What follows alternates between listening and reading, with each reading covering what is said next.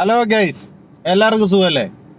അപ്പോൾ നമ്മുടെ ലോകയിലെ മൂത്തോൻ്റെ കാര്യത്തിൽ തീരുമാനമായിരിക്കുകയാണ്. മൂത്തോൻ ആരാണെന്ന് നമ്മുടെ DQ തന്നെ പുറത്തു വിട്ടിരിക്കുകയാണ്. മറ്റാരുമല്ല, നമ്മുടെ മെഗാസ്റ്റാർ പത്മശ്രീ മമ്മൂക്ക തന്നെയാണ് മൂത്തോൻ. DQ ഒഫീഷ്യലായിട്ട് പുറത്തുവിട്ടേക്കുവാണ്.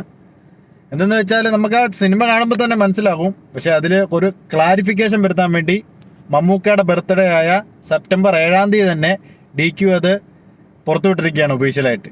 ഹാപ്പി ബർത്ത്ഡേ മൂത്തോ എന്ന ടൈറ്റിലോട് കൂടി. ഇത്തരം വൻ കുതിപ്പാണ് ഇപ്പോൾ കുതിക്കുന്നത്. 200 കോടി ബോക്സ് ഓഫീസ് കളക്ഷനിലേക്കാണ് ചിത്രം പോയിക്കൊണ്ടിരിക്കുന്നത്. 30 കോടി ബഡ്ജറ്റിൽ ഒതുങ്ങിയ ഈ ചിത്രം ഇപ്പോൾ മലയാള സിനിമയുടെ ചരിത്രം തന്നെ മാറ്റിക്കുറിച്ചുകൊണ്ടിരിക്കുകയാണ്. ഒരു സ്ത്രീ കേന്ദ്ര കഥാപാത്രമായി വന്ന് സൗത്ത് ഇന്ത്യയിൽ തന്നെ നേടുന്ന ഏറ്റവും വലിയ കളക്ഷനാണ് ഈ ലോകയുടേത്.